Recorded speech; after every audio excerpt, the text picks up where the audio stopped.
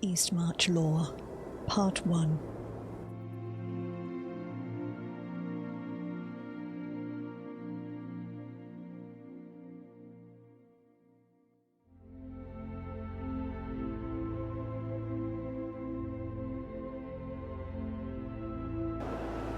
All About Giants. Observations on the giantish peoples of Skyrim from the journals of Boronon the Wanderer, 2nd Era, 569. Having explored the snowy reaches of Eastmarch and the Rift, I have had opportunities to observe the strange and rather large people of the Skyrim natives called giants. The natives of Skyrim are rather large themselves, but the giants that roam the wilderness are twice that size, or more, of your average thick-necked, broad-shouldered Nord. Here are some observations recorded for future travelers to this chilly clime. Giants are tall. Giants seem peaceful enough, until you threaten them. Then they swing their huge clubs and launch even a burly Nord over field and stream. The trip probably kills the Nord. That would be my guess, as I have never been able to interview a survivor of a giant swing. Things that seem to threaten giants include, but are not limited to, going near them, threatening their mammoths, shooting arrows at them. No one I have spoken to has ever seen a female giant or a young giant.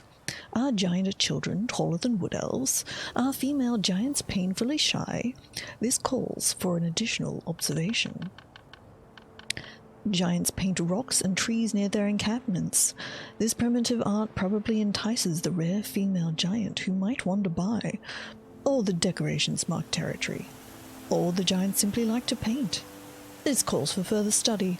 How does a giant milk a mammoth? Very carefully. Note, Nords found this joke to be very amusing, especially after several mugs of mead. No Nord I ever spoke to has ever tasted mammoth cheese. They seem to have no interest in doing so. I shall have to find a way to befriend one of these large creatures. That is the only way I can think of to get a sample of that wonderful smelling cheese. Note from Jegord the Learned, 2nd Era, 571.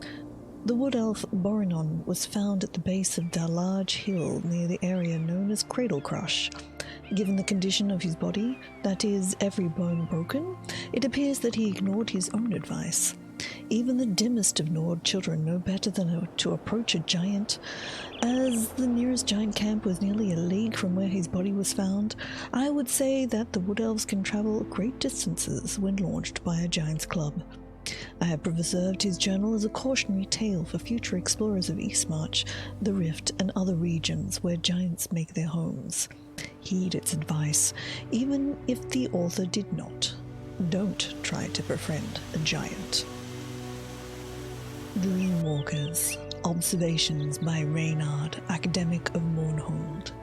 They call them dreamwalkers, beings that can, with a simple spell, step into the dreams of another.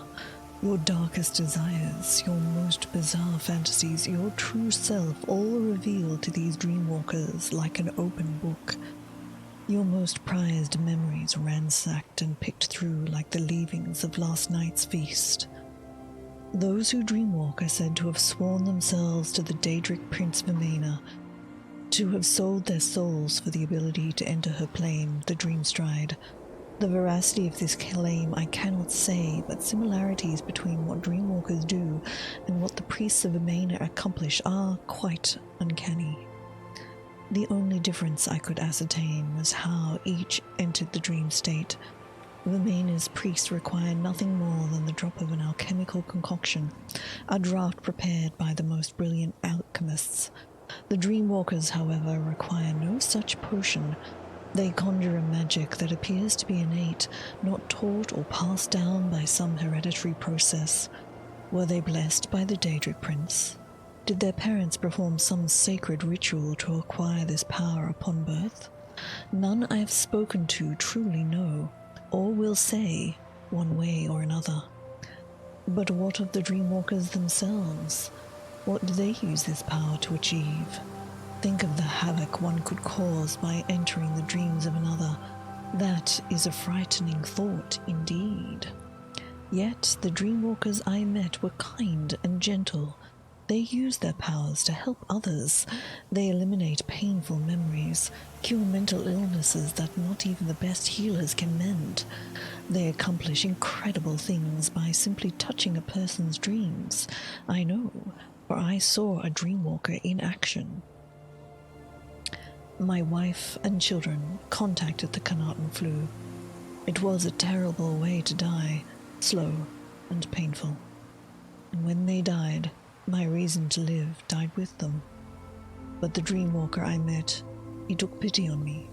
He gave me an opportunity to remember my family while forgetting the pain of losing them, to become numb to the loss and remember them as they were before the illness, to remember the happiness and love. The dreamwalker entered my dreams. When I woke, a calmness had filled me. Everything was all right. I could go on with my life. I wanted to thank him, but he was gone. I never saw him again. Whoever the dreamwalkers are, whatever master they ultimately serve, I will forever be in their debt. But this fact doesn't eliminate the fear that lingers in the back of my mind. Was it right to take away the pain? Aren't memories the things that make us unique? Have I become someone else because my memories have been changed? It seems to me I've replaced pain with fear, and I'm not sure which I prefer. On Stepping Lightly by Narcissus Dren, Treasure Hunter. Dotting the landscape of Skyrim, the ancient Nord ruins are a testament to the ingenuity of the Nord people of the past. When constructing the final resting places for the noble class, our ancestors proved to be quite crafty, developing some of the most sophisticated and clever defenses I have ever encountered. Coupled with the presence of the fearsome Draug, these tombs have become quite a challenge for me. The most often overlooked obstacles are the abundance of traps spread throughout the tombs, ranging from simple tripwire-activated rockfalls to complex pressure plate-triggered dart traps.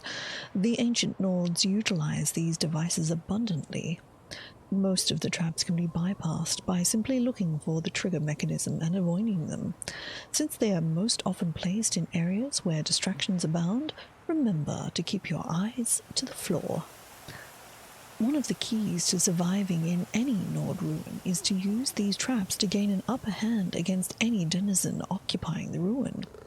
In many cases, it's trivial to lure them across the triggering mechanism. Try this when you find it an oil trap. Using a bow, lure your victim onto the oil and then loose an arrow at the firepot hanging above. The moment the firepot shatters, the entire pool of oil ignites and engulfs the enemy in hot death. Just be certain that you're standing clear of the oil, or else use this trick. You could end your expedition earlier than you had planned. Perhaps one of the most amazing engineering marvels of all has little to do with the traps designed to kill. Utilizing all manner of pull chains, levers, switches, and pressure plates, some of the most frustrating obstacles can occur in the form of puzzles that threaten to block your progress. Watch for the telltale signs of these barriers: groups of levers in a single place, rotating pillars with carvings on all faces, and even large arrays of pressure plates covering the floor of the room. In most cases, the puzzle requires experimentation to solve. In others, the solution might actually be found elsewhere in the complex. It's recommended to keep a writing implement and journal handy so that you can always take notes about whatever you find. You never know when you might need to refer to something else from somewhere in the complex. Although Nord ruins are completely infested with vermin, including skeevers, spiders, these creatures pale in comparison to the mighty Draug. These horrific animated dead are commonly found as guardians in most of the tombs, and they defend them mercilessly. Since the Draug tend to remain dormant until someone happens upon their resting place, it's advisable to keep an eye out for niches and sarcophagi. These undead animate rapidly and silently, so always watch your back. Any remains you pass could suddenly animate and set upon you without warning. The perils of Nord ruin are not without reward, though. The burial chambers in some of the larger complexes contain all manner of riches, from gold to the occasional enchanted weapon or armor. Never ignore the ceremonial urns that dot the ruins, as they are often filled with ancient offerings of great value. I've tried to be comprehensive with what I know of Nord ruins, but I'm sure that there are other dangers lurking within that will prove to be unique and never before seen. Just be sure to always enter these tombs with plenty of equipment and a good solid weapon by your side. With a bit of patience, a keen eye, and a light step, a Nord rune can bring you great wealth. If you followed my advice. Otherwise, you may risk becoming a permanent resident, like many of those who tried to loot the place before you. Orcs of Skyrim by Thora Farwanderer. No pest has proved to be more resilient to the Nords of Skyrim than the common orc. The tusked people claim occupancy of our fair realm, stretching back before the time Ysgramor crossed the Sea of Ghosts. Though few written accounts still exist at that time, there is no mention in the histories of the companions uprooting orc strongholds even as they burned the snow elves from the land.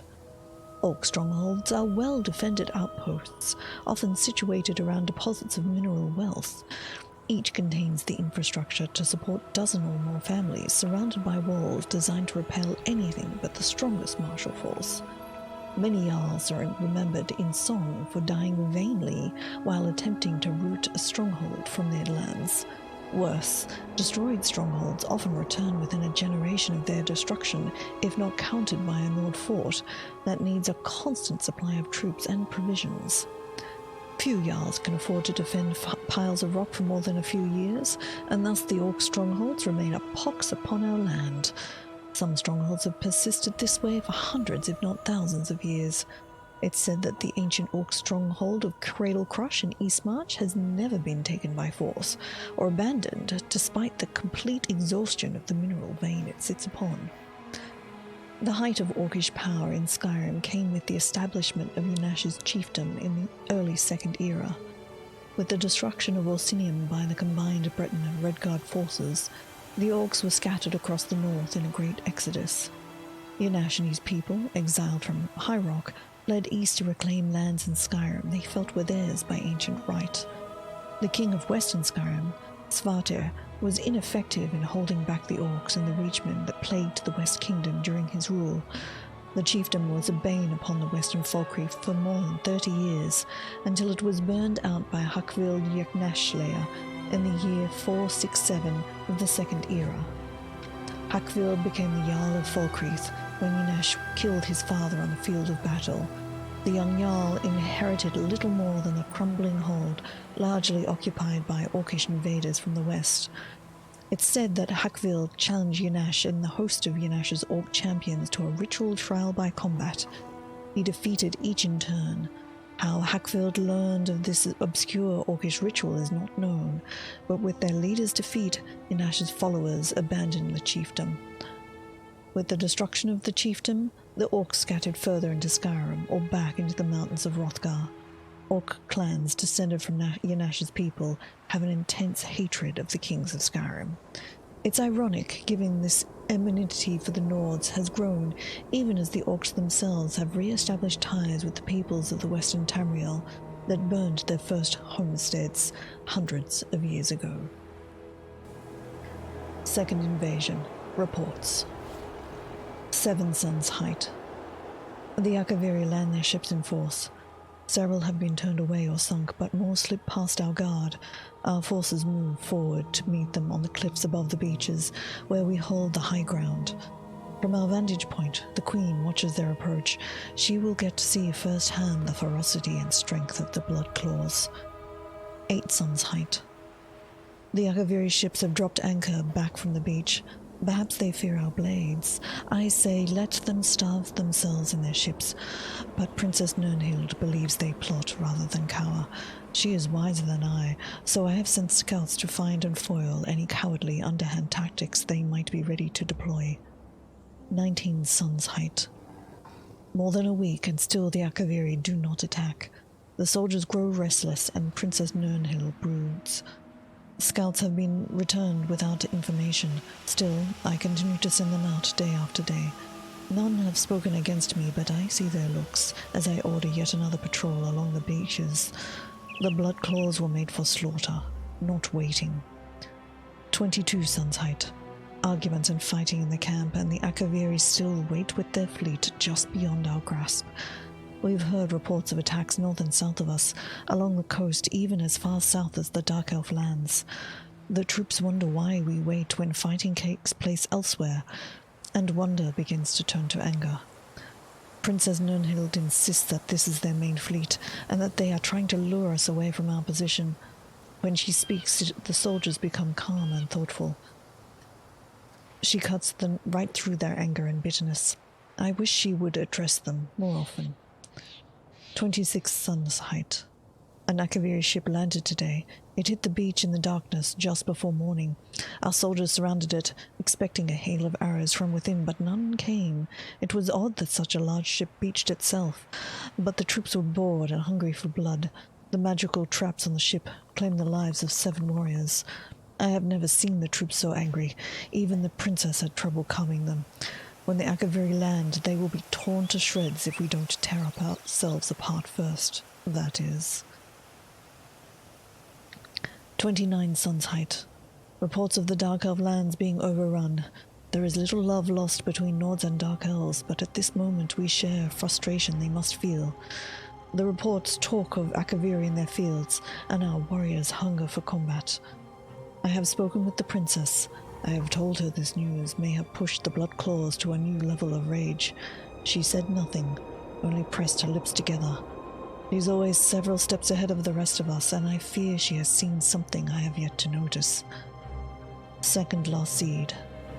The Akaviri landed this morning, a massive wave of destruction crashing upon the beach. Our soldiers were whipped into a frenzy as a call to arms rang out. They were reckless, and the first rush was cut down by archers before a proper line could be formed. Our recklessness cost us the beach, and the invaders now have a foothold in our land. 3 lost seed. We had to fall back. Fighting was too intense, and Princess Nirnhild ordered the troops back to Windhelm. We'll fight from the walls and use the strength of the city to crush the invaders once and for all. 4 lost seed. Tension runs high tonight as we wait for the Akaviri to press forward. I saw Nirnhild donning armor. The blood claws will follow her, listen to her orders like the voice of the dragon itself, but the risk is so great. Word has come to us the princes are nearby, fighting their way to the city. I pray they arrive in time to help. 7 lost seed. Queen Madjam and Princess Nirnhild are dead. Nirnhild led the blood claws into combat when the gates of Windhelm fell. They fought like I have never seen anyone fight before, raging in perfect coordination. When the queen went down, the rage took over, though Nirnhild donned the crown to try and restore order to our lines. The Akaviri were driven from the city. They thought to goad us, and they did, but the beast that they awoke was more than they could handle. But they came back. Now Queen Nirnhild is dead. I should have been able to command my warriors, control them. If it should have been me, not her, the responsibility for their deaths is mine, and I will explain that to the princes personally. I hope you've been enjoying these lore readings, and if you have, please do consider subscribing to the channel. Thanks for watching.